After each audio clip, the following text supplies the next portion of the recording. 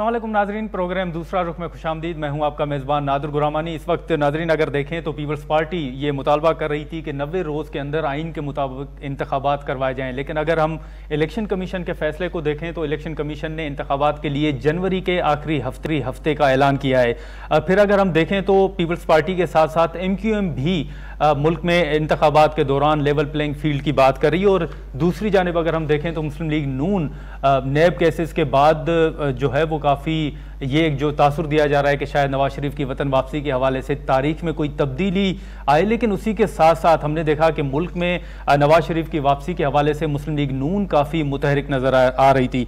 दूसरी जानिब अगर हम देखें तो इस सारी सियासी सूरत हाल के दौरान सीनियर सियासतदान मोहम्मद अली दुरानी साहब जो हैं वो काफ़ी मुतहरिक नज़र आ रहे थे। उन्होंने हाल ही में जहाँ सीनियर रहनुमा सियासी रहनुमाओं से मुलाकातें की हैं, वहीं सदर ममलकत आरिफ अलवी साहब से भी उन्होंने मुलाकातें की। ये मामलात हैं क्या, यहाँ जो इलेक्शन कमीशन का फैसला सामने आया है, क्या पीपल्स पार्टी उस फैसले को तस्लीम करती है या नहीं, हम बात करेंगे। पीपल्स पार्टी के सेक्रेटरी जनरल नैयर हुसैन बुखारी साहब हमारे साथ मौजूद हैं, और कुछ देर बाद हमें मोहम्मद अली दुरानी साहब और खुर्रम अमीन रोखड़ी साहब भी ज्वाइन करेंगे। हम शुरू करेंगे बुखारी साहब से।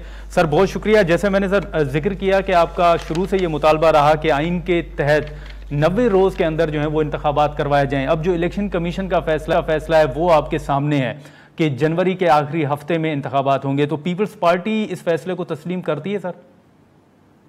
शुक्रिया।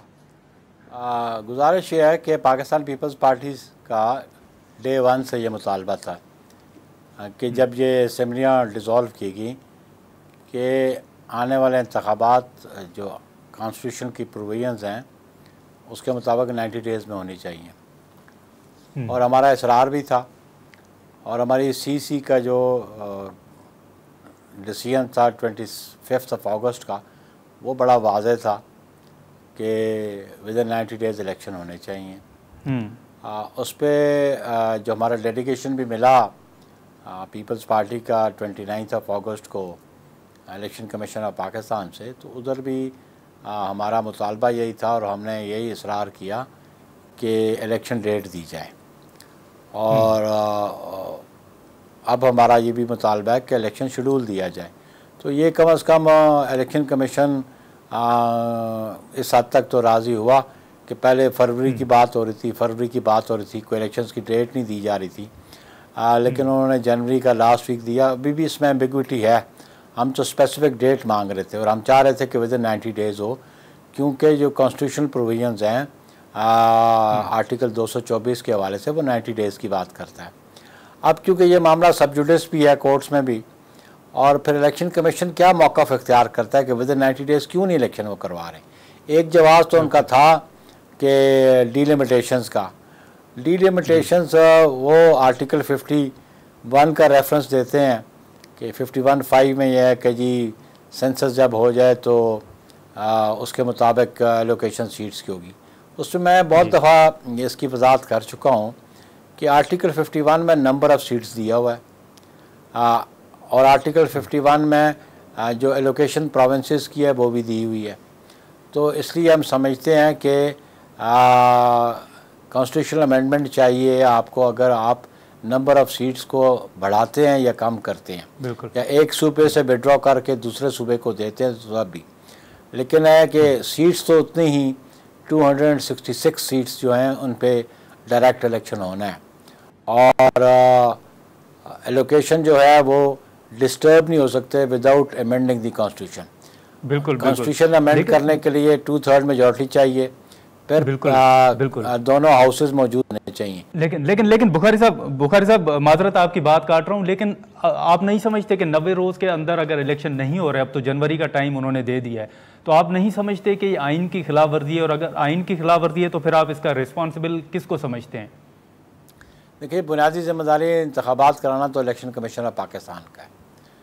जो कॉन्स्टिट्यूशनल प्रोविजंस हैं, जो जिम्मेदारी आइन देता है आर्टिकल 218 के नीचे, वो इलेक्शन कमीशन ऑफ पाकिस्तान का है, वो free fair and transparent election करवाए। और आर्टिकल 224 कहता है कि जब डिसोल्यूशन हो तो विदिन 90 डेज़ इलेक्शन होने चाहिए। अब वो डिलिमिटेशन अगर करना चाहते हैं तो वो इलेक्शन एक्ट के नीचे करना चाहते हैं, तो इलेक्शन एक्ट जो है वो ओवरराइड नहीं करता कॉन्स्टिट्यूशनल प्रोविजंस को। तो हम तो कॉन्स्टिट्यूशन के साथ खड़े हैं, क्योंकि इस मुल्क में इस कॉन्स्टिट्यूशन पाकिस्तान पीपल्स पार्टी ने कॉन्स्टिट्यूशन दिया है भी, इसको डिफेंड भी पाकिस्तान पीपल्स पार्टी करती रही, इसकी रिवाइवल के लिए जदोजहद भी करती रही, और फिर उसको असल शक्ल में लाने के लिए 18वीं तरमीम भी पीपल्स पार्टी ने इनिशिएटिव लिया, दीगर जमातों ने भी तावन किया। तो हम समझते हैं कि जो आइन है ये सोशल कॉन्ट्रैक्ट जो है ये बड़ी बाइंडिंग फोर्स है स्टेट ऑर्गन्स और पीपल ऑफ पाकिस्तान ये पैरामीटर्स डिफ़ाइन करते हैं स्टेट ऑर्गन्स के। तो इसलिए हम समझते हैं कि आइन का जो तकाजा है उसको पूरा करना चाहिए, पूरा किया जाए। लेकिन बुखारी साहब, हमने देखा कि आप भी लाहौर में मौजूद हैं, जरदारी साहब भी वहाँ पर मौजूद हैं और आप अहम मुलाकातों का हिस्सा भी रहे हैं। हमने देखा कि चौधरी शुजात साहब से जरदारी साहब ने मुलाकात की, उसके बाद ये खबरें आई कि शायद चौधरी शुजात हुसैन साहब ने ये कह दिया है कि उनकी नून लीग के साथ बातचीत चल रही है, वो शायद पीपल्स पार्टी के साथ ना चल सकें। सर, आप बताएंगे कि क्या वाकई चौधरी शुजात साहब ने इनकार कर दिया है पीपल्स पार्टी का साथ देने से, या क्या मामला तय पाए हैं? मोहतरमा बेनज़ीर भुट्टो शहीद साहबा ने मियाँ नवाज शरीफ के साथ चार्टर ऑफ डेमोक्रेसी किया, हम बड़े मुखालिफ रहे आपस में, 90s की पॉलिटिक्स आपके सामने है। पे उनको परसुएड किया गया कि वो हुकूमती इत्तेहाद में आए, तो वो हुकूमती इत्तेहाद में थे, उनके बेटे वफाकी वज़ीर भी थे। हाँ। तो वो मुरासम तो हैं और राब्ते तो रहते हैं। लेकिन बुखारी साहब, अगर सियासत में बातचीत के दरवाजे बंद नहीं होते तो फिर हम ये कह सकते हैं कि पीपल्स पार्टी तहरीक इंसाफ के साथ भी बातचीत करने के लिए तैयार है या इत्तेहाद हो सकता है? देखिए, तहरीक इंसाफ की पोजीशन ज़रा थोड़ी डिफरेंट है। अच्छा। कौन सी तहरीक इंसाफ? एक वो जो रियासती अदारों के खिलाफ काम करती रही हो, जो रियासत के खिलाफ काम करती रही हो, हाँ। जो आज तक नहीं है, इसलिए कि उन्होंने इंट्रा पार्टी इलेक्शन ही नहीं कराए। उनकी वो लीडरशिप जो डिसक्वालीफाइड है, वो डिसक्वालीफाइड है, ना तो वो पार्लियामान के मेंबर बन सकते हैं, ना वो पार्टी को लीड कर सकते हैं। तो हमारा माजी आपके सामने है, पाकिस्तानी अवाम के सामने, कि हमारे जो बदतरीन मुखालिफ थे PNA की मूवमेंट में 81 में MRD में हमारे साथ शरीक हो गए थे। तो सियासत में तो गुफ्तगू शनीद रहती है, मुस्तकिल दोस्तियाँ और मुस्तकिल मुखालफतें नहीं होती, लेकिन हम उन फोर्सेस से कतन बैठने को तैयार नहीं है जो रियासत के वजूद के खिलाफ हो, रियासत के वफाद के खिलाफ जो काम करते हो, हम उनके साथ नहीं बैठ। ठीक है बुखारी साहब, लेकिन हमने देखा है कि पीपल्स पार्टी जो है वो लेवल प्लेइंग फील्ड की बात कर रही है और ये मुतालबात जोर भी पकड़ रहे हैं। वहीं पर हमने देखा है कि नून लीग जो है इन नेब केसेस के अलावा या नवाज शरीफ की वापसी के अलावा वो काफ़ी मुतमईन नज़र आ रही है, एक तासुर दिया जा रहा है। आपको लगता है बतौर सीनियर सियासतदान कि किसी एक जमात के लिए इक़्तिदार में आने के लिए कोई राह हमवार की जा रही है? देखिए, हमारे चेयरमैन ने बड़ा कैटेगोरिकली कहा और हमारी CC में भी बहुत सारे हमारे जो मेंबर्स थे उनके बहुत सारे तहफ़्फ़ुज़ात थे मौजूदा केटरकर गवर्नमेंट पे। जिस अंदाज से वो ब्यूरोक्रेसी की शफलिंग कर रहे थे, पोस्टिंग ट्रांसफर कर रहे थे, जिस अंदाज में डेवलपमेंट फंड्स जो हैं वो यूटिलाइज़ हो रहे थे, और जो जाते जाते मियां शहबाज शरीफ साहब अपनी पार्टी के लोगों को एलोकेशन दे गए हैं, उस पर काम हो रहा था, तो उस पर हमें तहफ़्फ़ुज़ात थे और हमने ये बिल्कुल इलेक्शन कमीशन ऑफ पाकिस्तान के नोटिस में भी लाए थे कि जब असम्बलियाँ डिज़ोल्व हो जाएँ और केयरटेकर गवर्नमेंट आ जाए तो फिर ये डेवलपमेंट प्रोजेक्ट्स जो हैं ये तो नहीं चलने चाहिए, सिवाय उसके कि हमने कहा था कि वो डेवलपमेंट प्रोजेक्ट्स जो कबल अज़ वक्त शुरू किए गए हों, और बिलखुसूस सिंध के हवाले से हमने कहा कि जो फ्लड अफेक्टेड एरियाज़ हैं,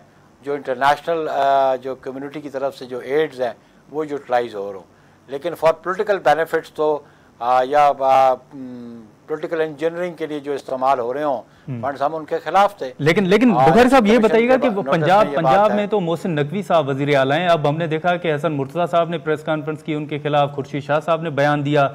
मोहसिन नकवी तो सर ये समझा जाता है कि वो आपके अपने हैं, पीपल्स पार्टी के करीबी हैं, आपको उनसे क्या शिकायत हैं? देखिए जी, जहाँ तक आप देखिए जी, वो केयर टेकर है, वो इलेक्टेड आदमी नहीं है, तो मुरासम तो इस माशरे में एक दूसरे के साथ रहते हैं, अपने मुखालिफिन के साथ भी रहते हैं। तो हम पीपल्स पार्टी की क़यादत ने कभी नहीं कहा कि ये हमारा नॉमिनी है, लेकिन ये ज़रूर अगर किसी को अपने हल्के के हवाले से गिला शिकवा हो, ओवरऑल तो पीपल्स पार्टी की क़यादत ने कभी इस किस्म की बात नहीं की। दो रहनुमाओं का आपने जिक्र किया तो उनको कोई पर्सनल एक्सपीरियंस हुआ होगा, लेकिन हम समझते हैं कि केयर टेकर गवर्नमेंट जो है वो अपनी आइनी जिम्मेदारी पूरी करे। उसकी आइनी जिम्मेदारी ये है कि इलेक्शन कमीशन जब free fair and transparent election कराए तो उसकी मावनत करे, उनको असिस्ट करे, और लेवल प्लेइंग फील्ड सारी पॉलिटिकल पार्टीज के लिए होनी चाहिए। लेकिन बुखारी साहब बतौर सीनियर सियासतदान, क्योंकि ये फैसला तो नून लीग का होगा कि मियां साहब कब वापस आ रहे हैं, किस तारीख को आएंगे, लेकिन बतौर सीनियर सियासतदान आपका तजर्बा क्या कहता है कि मौजूदा सूरत हाल में मियां साहब वतन वापस आएंगे? मियां साहब की पोजीशन जो है, फैसला तो उन्होंने खुद कर रहा है, या उनकी बात नहीं। मियां साहब के खिलाफ केसेस हैं और एक केस में उनके खिलाफ कन्विक्शन है। अब वो जो कन्विक्शन है उसको कैसे फेस करेंगे, उनकी लीगल टीम उनको क्या एडवाइस करती है, ये उन पे डिपेंड करता है। केसेस तो बहुत सारे पॉलिटिशियंस के खिलाफ और भी हैं, लेकिन वो अभी अंडर ट्रायल है। उनके खिलाफ अभी फैसला उनके हक में या खिलाफ फैसला तो नहीं आया, कन्विक्शन है। और फिर जिसमें उनको बेल दी गई थी विद कंडीशंस कि मेडिकल ग्राउंड्स पे उनको दी गई थी, वो 4 वीक के लिए अपना इलाज मुआवजे के लिए जाएं, तो वो उनको जो कानूनी तकाज़े हैं मुल्क के आइन के मुताबिक और कानून के मुताबिक उनको फेस करना पड़ेगा उनको। तो बतौर सीनियर कानूनदान बुखारी साहब, आप समझते हैं कि कोई उनके लिए कानूनी तौर पर मुश्किलात होंगी या नवाज शरीफ साहब को जेल जाना पड़ेगा? कोई ऐसे बतौर सीनियर कानूनदान आप कोई ऐसी सूरत हाल देख रहे हैं?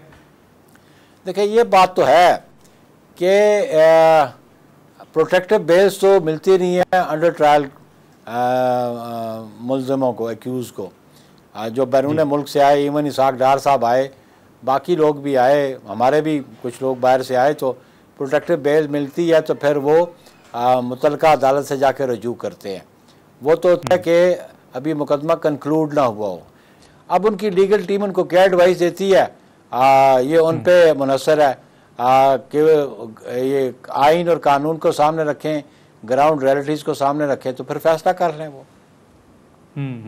तो सर आपका तजर्बा क्या कहता है बुखारी साहब? मैं आपसे जानना चाहूँगा कि आपको लगता है कि अगर आएंगे मौजूदा सूरत हाल में जहाँ पे सुप्रीम कोर्ट का फैसला मौजूद हो कि नैब केसेस दोबारा खुलें, फिर वो एक केस में मफरूर भी हैं, तो आपको लगता है कि वो जेल भी जा सकते हैं? सर देखिए जी, कानून अपना रास्ता अख्तियार करेगा, जो कानूनी तकाजे हैं वो उनको पूरे करने पड़ेंगे, और उसमें अगर उनके पास कोई ग्राउंड्स हैं रिलीफ की तो वो मुतलका अदालतों से रिलीफ लें। ये एग्जेक्टिव का तो ऑर्डर नहीं है, एग्जेक्टिव का कोई कंसर्न भी नहीं है। एग्जेक्टिव तो वो ऑर्डर इम्प्लीमेंट करती है जो कोर्ट ऑर्डर्स देती है। कोर्ट का एक ऑर्डर तो उनके खिलाफ बिल्कुल मौजूद है। जहाँ तक नैब के केसेस का है, नैब के केसेस वो बंद नहीं हुए थे, ये एक बड़ा गलत असर है। नैब के केसेस एक फोरम से दूसरे फोरम की तरफ गए थे। अब जब नैब का लॉ जिसमें अमेंडमेंट आई थी, वो अमेंडमेंट सुप्रीम कोर्ट ने सेटिसाइड कर दी, तो फिर अब वो पुरानी सूरत हाल बहाल होगी, तो इसलिए वो नैब कोर्ट्स में केसेस वापस आ गए हैं। पहले नैब हेडक्वार्टर भेज दिए गए थे, नैब ब्यूरो के पास भेज दिए कि आप मुतलका अदालतों के पास भेजें। अब इस जजमेंट के बाद वो दोबारा आ जाएंगे नैब कोर्ट्स में। तो सर इनमें बुखारी साहब आप अपनी क़यादत के लिए भी कोई मुश्किलात देख रहे हैं? क्योंकि जरदारी साहब के खिलाफ केसेस हैं, फरियाल तालपुर साहिबा के खिलाफ, फिर राजा परवेज़ अशरफ साहब हैं, और इसी के साथ साथ यूसुफ रज़ा गिलानी साहब हैं। हमारे लिए ये मुकदमात कोई नई बात नहीं। पाकिस्तान पीपल्स पार्टी ये एहतसाब एक्ट और नैब ऑर्डिनेंस के नीचे 96-97 ऑनवर्ड तक फेस करती रही, लेकिन ये अल्लाह का करम है कि मेरी क़यादत की कोई कन्विक्शन नहीं। जितने भी केसेस बने मेरी क़यादत के ख़िलाफ़, जनाब आसिफ अली जरदारी साहब के ख़िलाफ़, तो वो एक्विटल होगी उनकी। और उनकी एक्विटल में आपको ये भी बता दूँ, BMW का केस बड़ा वाज़ा केस है, जिसकी बुनियाद पे 2 जजेस को सुप्रीम कोर्ट से अलहदा होना पड़ा। ये पाकिस्तान की जुडिशल हिस्ट्री में ये एक मिसाल सामने है लोगों के, और ये मुकदमा बेबुनियाद है, हम फेस करेंगे और इंशाल्लाह हम बिल्कुल इससे बरीउल ज़िम्मा होंगे। ठीक है बुखारी साहब, बहुत शुक्रिया सर, आपने टाइम निकाला। नाज़रीन, सैयद नैयर हुसैन बुखारी साहब की गुफ्तगू आपने सुनी। यहाँ पर ब्रेक लेंगे।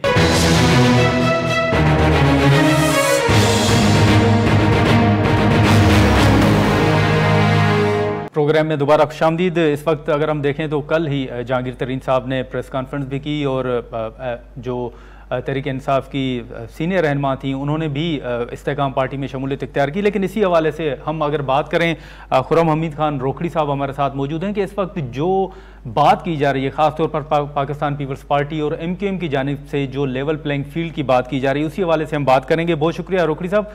आप जैसे मैंने जिक्र किया कि इस वक्त अगर आप देखें तो पीपल्स पार्टी हो या MQM हो या फिर ANP, अब मुल्क में इलेक्शन से कबल जो है वो लेवल प्लेइंग फील्ड की बातें की जा रही हैं।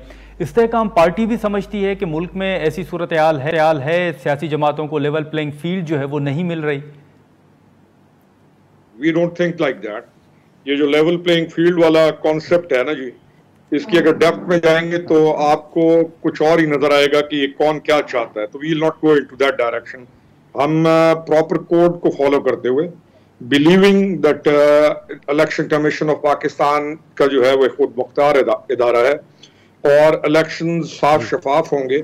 बल्कि हमारी ये ख्वाहिश है कि साफ शफाफ इलेक्शन साफ शफाफ चेहरों के साथ हों, तभी पाकिस्तान के लिए आगे आसानियां होंगी। वो जो एक same play with the same characters जो है उससे लोग भी तंग आ चुके हैं और वो पाकिस्तान के लिए भी फायदेमंद नहीं है। ये शॉर्ट सी सादा सी समझने वाली बात। तो हम इस चीज को ये जिस तरीके से पेश किया जा रहा है हम इसको एंडोर्स नहीं करेंगे। जी सर। लेकिन रोखड़ी साहब आप पंजाब में भी मौजूद हैं, वहां पे जहांगीर तरीन साहब भी बैठे हुए हैं। आप देख रहे हैं कि पीपल्स पार्टी जहां सिंध की शिकायत कर रही है वहां पर वो पंजाब हुकूमत की भी बातें कर रही है। तो यहाँ पर मुख्तलिफ लोग ये भी सवाल उठा रहे हैं कि वहां तो वजीर आला जो है, निगरान वजीर आला वो मोहसिन नकवी साहब हैं। तो आप देख रहे हैं कि उनके दरमियान भी कोई दूरियां हैं या कोई गलतफहमियां पैदा हुई हैं? नहीं जी, मैं नहीं समझता हूं कोई इस तरह की चीज, या मैं अज्यूम भी नहीं करूंगा। मैं ये देखूंगा कि फैक्चुअल पोजीशन क्या है और मैं पॉलिटिकल रियलिज्म के अंदर और पॉलिटिकल एक्सीलेंस के अंदर जो पॉलिटिकल टर्म्स हैं मैं इनमें ज्यादा बिलीव करता हूं कि हमें इन चीजों के ऊपर चलना चाहिए।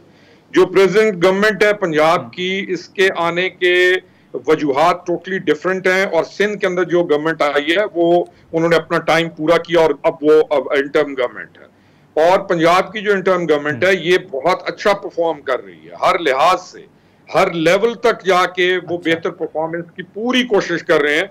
हमें उसकी तारीफ करनी चाहिए, ना कि हम उसमें कोई ऐसी चीज करें जिसका ना हमारे पास सबूत हो और जो बात भी गलत हो। तो पंजाब गवर्नमेंट इज डूइंग लेकिन रोखड़ी साहब आप देखें कि हसन मुर्तज़ा साहब ने उनके खिलाफ प्रेस कॉन्फ्रेंस कर दी पंजाब में। फिर खुर्शीद शाह साहब कह रहे हैं कि मोहसिन नकवी तो हमारे वजीर आला नहीं है, वो जिनके थे उन्होंने ही उनको वजीर आला बनवाया है।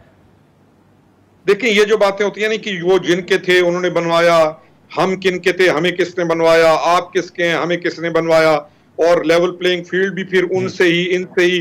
तो मेरे ख्याल में ये जो चीजें इनको सस्पिशियस करने की जरूरत नहीं है। चीजें बड़ी क्लियर हैं और मामलात भी बहुत क्लियर हैं। तो फेयर पॉलिटिक्स के अंदर हमें अभी चलना चाहिए और हमें अपनी गलतियां दूर करते हुए एक करप्शन फ्री पाकिस्तान की तरफ जाना चाहिए। और जो मुआशी इस्लाहात इस वक्त पाइपलाइन में है, हमारी ये ख्वाहिश है और हमारी ये कोशिश भी है कि वो मंतकी अंजाम तक पहुंचे। और प्लस ये जो नैब ने इंडिपेंडेंट नैब का जो कॉन्सेप्ट आज हम देख रहे हैं और जिस तरीके से केसेस का उसके अंदर जाना देख रहे हैं, तो इनका भी एक रिजल्ट निकलना बहुत जरूरी है ताकि पाकिस्तान बच सके। हमारा तमाम का फोकस, ऑल पॉलिटिकल पार्टीज, तमाम सीनियर पॉलिटिकल लीडरशिप को अपनी उस कन्वेंशनल पॉलिटिक्स से हटकर पाकिस्तान के लिए पॉलिटिक्स करना चाहिए। और लोग चाहते भी यही हैं। लोग ये जो पुराना कल्चर है, आप चाहते हैं कि जरदारी साहब के खिलाफ केसेस चलें, गिलानी साहब के खिलाफ केसेस चलें या शहबाज शरीफ साहब के खिलाफ केसेस चलें और वो मंतकी अंजाम तक पहुंचे, कोई नतीजा सामने आए? सर मैं ये कहता हूं कि मेरी पार्टी है इस्तेकाम पाकिस्तान पार्टी, अगर हमारे में से भी कोई है और उसके ऊपर केसेस हैं तो वो भी चलने चाहिए, और अगर हम में से भी कोई है तो उसको भी मंतकी अंजाम तक पहुंचना लाजिम है। लेकिन रोकड़ी साहब ये बताएं, अब देखें 90 रोज के अंदर जो है वो मुतालबा किया जा रहा कि ये मामला था आपके सामने, आपको याद होगा कि पीपल्स पार्टी ने भी कहा कि आइन की खिलाफ वर्जी नहीं होनी चाहिए, 90 रोज के अंदर इलेक्शन हो। अब जो इलेक्शन कमीशन ने एक मामला सामने रखा है वो तो जनवरी के आखिरी हफ्ते का है, तो आप नहीं समझते कि ये आइन की खिलाफ वर्जी है? इस्तेकाम पाकिस्तान पार्टी ये समझती है कि ये आइन की खिलाफ वर्जी होगी और इसका फिर रिस्पॉन्सिबल कौन होगा? सर नॉट एट ऑल, ना ये आइन की खिलाफ वर्जी है, बल्कि पार्लियामेंट ने इलेक्शन कमीशन ऑफ पाकिस्तान को कुछ पावर्स डेलीगेट की, और वो इसलिए थी कि इलेक्शन कमीशन ऑफ पाकिस्तान को बेहतर मालूम है कि इलेक्शन के लिए किस किस चीज की जरूरत है। उन लवाजमात या उन तमाम चीजों का ऑर्डर में होना और हेस्टियत में ना जाके एक फ्री एंड फेयर इलेक्शन कराना, ये इलेक्शन कमीशन ऑफ पाकिस्तान का काम है, और वो दुरुस्त सिमत के अंदर जा रहे हैं। मैं उनकी ना इंटेग्रिटी में डाउट करूंगा, ना उनकी इंटेंशन में, और ना उनके प्रोसीजर्स जो अडॉप्ट कर रहे हैं उनमें। तो कुछ चीजें हल्का बनियां या बाकी हैं वो उनको पूरा करेंगे और वो इलेक्शन में जाएंगे, और इसको आइन के मुतसादिम मैं बिल्कुल नहीं देखता हूं। हाँ, एक चीज को मैं आइन के मुतसादिम देखता हूं जिसको हम तमाम पॉलिटिकल पार्टीज लगातार डिनाई भी करती हैं और ना हम उसको एक्सेप्ट करते हैं, लेकिन अनफॉर्चुनेटली ना पार्टीज और ना मीडिया पर उसको लाया जाता है। वो है लोकल बॉडीज का इलेक्शन, जो आइन की रिक्वायरमेंट है कि पाकिस्तान के अंदर होना चाहिए, लेकिन हम तमाम पाकिस्तान की पब्लिक को जिस चीज की जरूरत है हम उससे उसको डिप्राइव रख के दूसरी तरफ चले जाते हैं। तो उम्मीद है कि आइन की इस पहली इकाई ऑफ इलेक्शंस के ऊपर भी उसी तरह जोर दिया जाएगा जैसे दूसरी बातें हो रही हैं। जी सर। ठीक, रोकड़ी साहब यहाँ पर ये भी बता दें कि इस वक्त आप देख रहे हैं कि नवाज शरीफ साहब की वापसी की बातें हो रही हैं। आप भी पंजाब में बैठे हुए हैं, आप देख रहे हैं कि मौजूदा जो सूरत हाल है सियासी देख लें या फिर जो नैब के केसेस दोबारा खुले हैं, आपको लगता है कि मियाँ साहब ने जैसे 15 अक्टूबर की तारीख दी थी, फिर वो तब्दील हुई, इससे पहले भी उन्होंने कई मरतबा तारीखों का ऐलान किया था, आप मियाँ साहब को 21 अक्टूबर को वतन वापस आते हुए देख रहे हैं या आप समझते हैं कि नई तारीख में एक बार फिर तब्दीली होगी?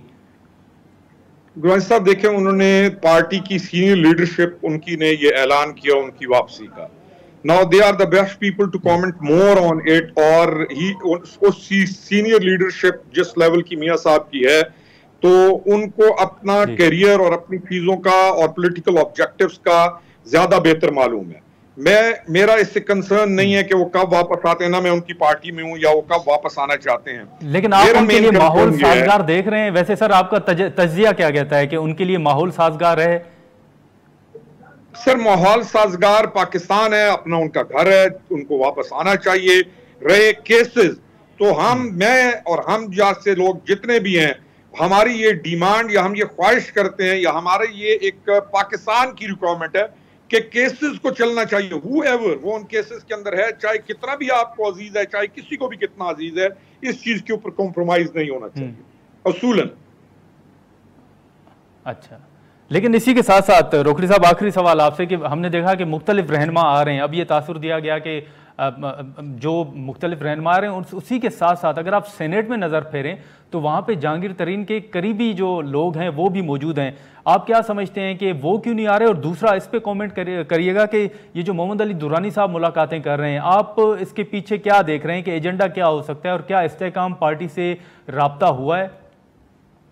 नहीं, आई डोंट नो जी मोहम्मद अली दुरानी साहब की एक्टिविटी क्या है और वो क्यों कर रहे हैं और कैसे किसकी ईमा पर या क्या, I have no clue about that. और ना मैं अच्छा एक और भी है गुरबानी साहब, मैं यकीन जाने इन चीजों के अंदर इंटरेस्टेड भी नहीं होता हूँ कि कौन ये क्या चीजें, ये चीजें चलती रहती होती हैं पॉलिटिकल एरिया के अंदर। मेरा तो पॉलिटिकल ऑब्जेक्टिव ये है कि क्लैरिटी के अंदर चीजें जाती रहें और पाकिस्तान के अंदर एहतसाब होना चाहिए और इंतखाबात साफ शफाफ हों, साफ शफाफ चेहरों के साथ। That's all. जी सर।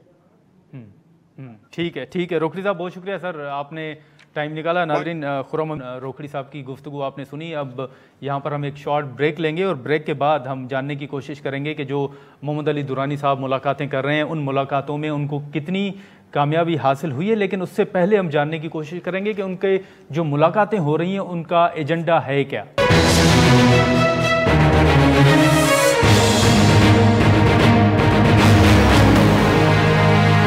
प्रोग्राम में दोबारा खुशामदीद। नाज़रीन, जैसे हमने प्रोग्राम के शुरू में जिक्र किया कि मोहम्मद अली दुरानी साहब जो मुलाकातें कर रहे हैं, इस वक्त सबकी नज़रें जो हैं इन मुलाकातों की तरफ हैं कि आखिर मोहम्मद अली खान जो दुरानी साहब हैं वो क्या मुलाकातें कर रहे हैं, एजेंडा क्या है, फिर उनको किस हद तक इन मुलाकातों में कामयाबी हासिल हुई है, हम जानने की कोशिश करेंगे। दुरानी साहब हमारे साथ ही हैं, इस वक्त टेलीफोन लाइन पर मौजूद हैं। बहुत शुक्रिया दुरानी साहब, आपने टाइम निकाला।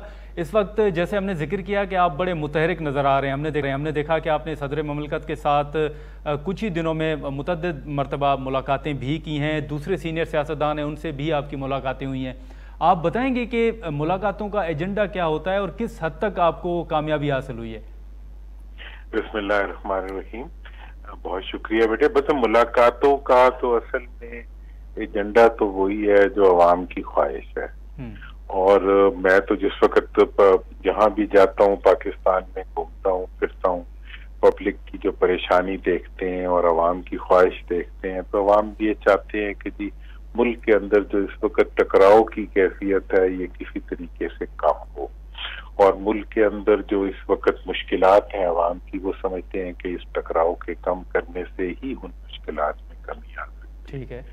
तो इस सिलसिले में मैंने जितनी भी मुलाकातें की हैं, एक तरफ की मुलाकातें तो वो हैं जो कि पीटीआई की क़यादत और सदर ममलिकत और उनकी जो दीगर कायदीन हैं उनसे हुई हैं, तो और इवन उनके वर्कर्स से भी हुई हैं, उनके लीडर्स से भी हुई हैं, जो उनके लीडर्स मुख्तलिफ जगहों पे हैं उनसे भी बात हुई है। तो मुझे ये एहसास हुआ है कि जहाँ तक पीटीआई की क़यादत का ताल्लुक है जो इस वक्त तक पार्टी के साथ है, वो तो सब ये चाहते हैं कि किसी तरह भी रिकंसिलिएशन हो, टकराव कम हो, टकराव खत्म हो, बल्कि टकराव से निकल के मुल्क को जो है वो एक जमहूरी अमल की तरफ लाया जा सके। तो ये तो एक कंसिस्टेंट सोच है, और इस सोच के नतीजे में मुझे ये उम्मीद पैदा होती है कि अगर ये मुस्बत सोच होगी तो उस सोच से यकीनन वो रास्ते निकलेंगे जो इस वक्त पाकिस्तान की जरूरत हो। सदर ममलिकत से मेरी मुलाकातें हुई हैं, मैंने उनको बहुत मुस्बत पाया है। उनके जो भी तमाम जो हुकूमती ओहदेदारान हैं उनसे भी उनकी मुलाकातें हुई हैं, बातचीत हुई है, मिनिस्टर्स से वो मिले हैं, मतलब दीगर कायदीन से मिले हैं। तो वो बहुत एक मुस्बत सोच के साथ जो है इस वक्त सारे मामले को आगे बढ़ा। सर आपकी चेयरमैन पीटीआई से भी मुलाकात हुई है, क्योंकि वो तो अटक जेल में है? तो नहीं मेरी उनसे मुलाकात नहीं हुई। जो लोग उनसे मिलके आए हैं उनसे जरूर मुलाकात हुई है। तो मैंने तो देखे इस वक्त पीटीआई की जितनी भी लीडरशिप है पूरे मुल्क में जहाँ जहाँ भी है जो अवेलेबल है उनसे मेरी बात हुई है। मैंने ये देखा है कि वो बिल्कुल किसी सूरत भी कोई टकराव के रास्ते पे नहीं जाना चाहते। ठीक है। और बल्कि वो तो ये सोचते हैं कि जी जो टकराव वाले लोग थे, हाँ वो तो अब चले गए, हम तो वो लोग हैं जो कि एक पॉलिटिकल प्रोसेस को आगे बढ़ाना चाहते हैं, और उसी के जरिए जो है हम अपने लिए सियासी रास्ता बनाना चाहते हैं। हम किसी मुल्क के इदारे से कोई कन्फ्रंटेशन नहीं चाहते, लेकिन दुरानी साहब किसी पॉलिटिकल पार्टी से भी कोई कन्फ्रंटेशन। जी दुरानी साहब, जैसे आपने जिक्र किया कि जो चेयरमैन पीटीआई के साथ मुलाकात करके आते हैं, आपने उनसे मुलाकातें की हैं या पैगाम पहुंचाया, तो हम ये कह सकते हैं कि आपने चेयरमैन पीटीआई को भी पैगाम पहुंचाया है, या उसके बदले में फिर कोई आपको जवाब भी मिला है उनकी तरफ से कि वो क्या चाहते हैं? देखिए, मुझे तो जो लोग उनसे मिल के आए उनसे मैं मिला, तो उन्होंने उनका जहन जो मुझे बताया वो ये था कि एक तो वो बिल्कुल उनकी सोच भी यही है कि हम हर एक से हर सतह के ऊपर बातचीत करने के लिए तैयार हैं। ठीक है। और हर इशू के ऊपर बातचीत हो सकती है, लेकिन ऑब्वियसली वो ये नहीं चाहेंगे कि किसी को लकीर मार के बाहर निकाल दिया जाए, -1 -2 इस किस्म की बातें ऑब्वियसली कोई पार्टी भी नहीं चाहती, कोई लीडरशिप भी नहीं चाहती। वो तो उनका एक है। अदरवाइज इस वक्त जिनसे भी मैं मिला हूँ, जो उनसे मिल के भी आया है, उनकी सोच के अंदर भी एक मुस्बत रंग यही है कि वो इस वक्त एक ऐसी रिकंसिलिएशन चाहते हैं जिसके नतीजे में मुल्क के अंदर सियासी अमल और जमहूरी अमल आगे बढ़ता है। लेकिन दुरानी साहब, अगर हम देखें तो इस वक्त जो वैसे बात हो रही है, जो सिविलियंस के खिलाफ मिलिट्री ट्रायल की बात हो रही है, या जो पीटीआई मुतालबात सामने रख रही है, इस सारी सूरत हाल में आप बताएंगे कि क्या जो अस्करी क़यादत है आपकी उनसे भी मुलाकात हुई है? देखें, अस्करी क़यादत का जहाँ तक ताल्लुक है वो तो अभी तक देखें जो बातें भी हैं वो सब स्पेकुलेशंस हैं जी, और स्पेकुलेशंस में जो भी आप बात करना चाहें कर सकते हैं, वरना जो कुछ भी होना है जी, वो बजरिया कानून और बजरिया अदालत होना जी। अगर कोई भी किसी किस्म का भी कोई कोर्ट बनेगा तो वो वही बनेगा जो आइन की रूह से बन सकता होगा। कोई भी कार्रवाई होगी तो वही होगी जो आइन की रूह से हो सकती हो। अभी तक इस किस्म की कोई चीज भी मुझे तो नजर नहीं आ रही जिसके नतीजे में ये देखा जाए कि उनकी तरफ से कोई ऐसा कानूनी इकदाम इनिशिएट हुआ है जिसके नतीजे में मुल्क में जमहूरी या जो इलेक्टोरल प्रोसेस है उसके अंदर कोई तात्तुल पैदा हो सकता। लेकिन स्पेकुलेशंस जो होती हैं और सोचें होती हैं, बाज़ औक़ात डिस्टॉर्शंस होती हैं, इंतजामी डिस्टॉर्शंस होती हैं, वो चीजें नजर आ रही हैं, ठीक है वो है। लेकिन उसके अंदर भी आप देखें ना जिस तरह अदालतें इंटरव्यू अभी KPK में सब लोगों की बेल्स ली अदालतों ने, बाकी अदालतें भी एक्टिव हो रही हैं, तो उसी हिसाब से रिलीफ भी मिलता जा रहा है लोगों को और मजीद मुझे लगता है मिलता जाएगा। लेकिन तो बहरहाल ये जी दुरानी साहब, लेकिन ये जो आपने सदर साहब के साथ मुलाकातें की हैं, आप क्या समझते हैं कि सदर साहब का इस सारी सूरत हाल में क्या किरदार होगा, या आप उनको क्या तजावीज़ दे रहे हैं कि उनका किरदार क्या होना चाहिए अगर मुफाहमत वो चाहते हैं तो? बहुत खूबसूरत सवाल है। देखें, सदर साहब से जो मेरी मुलाकात हुई है, पहली हुई, उस वक्त उनकी कुछ और मुलाकातें हो चुकी थी जिसके अंदर उन्होंने ये बात बड़े तसलसल से रखी है। एक तो डेफिनेटली वो अपनी पार्टी की लीडरशिप को डिफेंड करते हैं हर लेवल पर, जो उनकी जिम्मेदारी भी है। दूसरी, वो इस चीज पे बिल्कुल वो है मुतमईन है कि इस वक्त जो है लाइनें खींच के जो है फैसले करने के बजाय आपस में एडजस्टमेंट्स के साथ जो है हमें फैसले करने चाहिए और उसमें आगे बढ़ने के रास्ते तलाश करने चाहिए। दुरानी साहब के ऊपर जी, दुरानी साहब अगर आप इजाज़त पर मैं एक शॉर्ट ब्रेक ले लूं, फिर हम यहीं से गुफ्तगू शुरू करते हैं सर।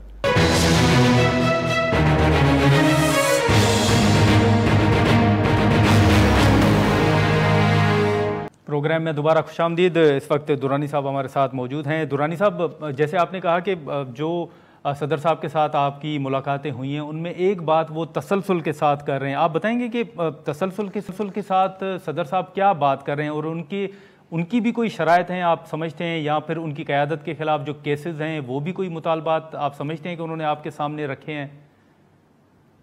देखिए, उनकी जहां तक केसेस का ताल्लुक है इसके बारे में उन्हें भी हर एक को क्लियर है बिल्कुल कि केसेस का फैसला जो है वो अदालतों में ही हो सकता है और अदालतों में ही होना चाहिए और अदालतों में ही होगा, ठीक है जी। इसलिए उसके ऊपर मुज़ाकरात से ज्यादा जो है वो कानूनी जो इक़दाम हैं उनकी जरूरत है। बाकी ये है कि इस वक्त जिस चीज को वो महसूस करते हैं कि वो ये है कि इस वक्त जो बिला वजह की टकराव की कैफियत है उसको हमें खत्म करना उनकी नजर में वक्त की जरूरत है। और वो अपनी पार्टी के रेफरेंस से जो माजी में स्ट्रेसेस डेवलप हुई हैं उन स्ट्रेसेस को भी वो लो लाना चाहते हैं और वो किसी मजीद टकराव की कैफियत को नहीं देखते। हाँ, अलबत्ता ये चीज जो हम भी महसूस करते हैं कि बाज़ पॉलिटिकल फोर्सेस यकीनन ऐसी हैं जो चाहती हैं कि ये टकराव जो है ये PTI और हुकूमती इदारों के दरमियान बढ़े, लेकिन वो इस टकराव को कम करने के लिए वो और उनकी पार्टी और पार्टी की लीडरशिप वो भरपूर एक हिकमत के साथ इस रास्ते पे चल रही है और मैं समझता हूँ कि ये बहुत एक वाइज बात है। और इसके साथ ही जो मैंने ये 3 तजावीज दी थी कि पाकिस्तान, जमहूरियत और फौज, इसको जो सियासी इस्तेहसाल से इन तीनों को बचाना इस वक्त हमारे मुल्क की जरूरत है।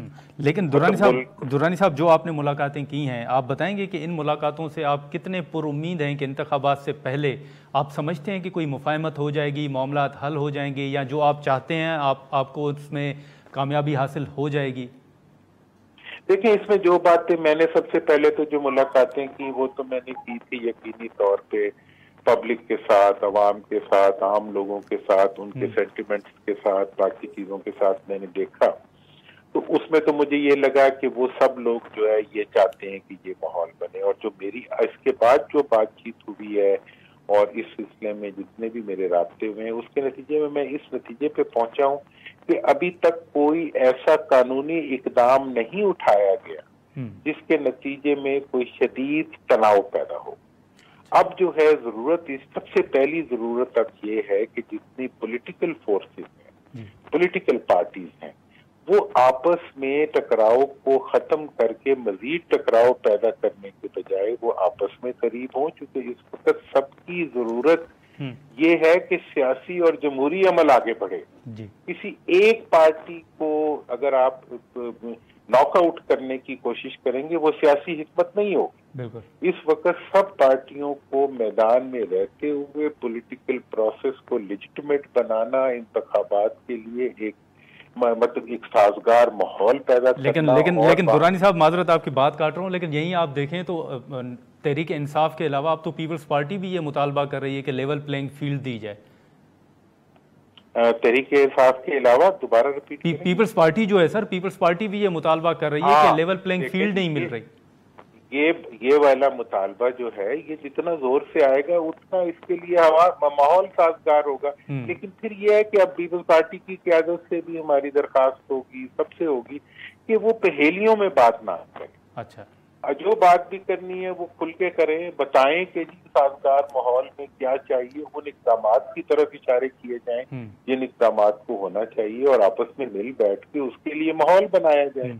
तो ये जो एक इशारों के लायों में सियासत की बात करना वो भी ठीक है, लेकिन इस वक्त एक तो दोबारा से टकराव का माहौल पैदा नहीं होना चाहिए। इस वक्त हमें सिर्फ एक्विजिशंस की बात नहीं करनी चाहिए, स्ट्रॉन्ग दलाइल के साथ अपना मौक़िफ़ रखना चाहिए और आगे बढ़ने का रास्ता। दुरानी साहब, आखिरी सवाल, ये सवाल आपकी मुलाकातों से ज़रा हटके होगा, लेकिन क्योंकि आपने सदर साहब से मुलाकातें की हैं तो मैं ये जानने की कोशिश करूंगा कि सदर साहब इस वक्त आपको लगता है, क्योंकि बीच में कहा जा रहा था कि शायद वो मुस्तफ़ी हो जाएं, आपने जो मुलाकातें की हैं तो उनको कैसा पाया आपने? आपको लगता है कि आने वाले दिनों में सदर साहब मुस्तफ़ी हो जाएंगे, या आपको लगता है कि नहीं, आने वाली असम्बली तक वो रहेंगे?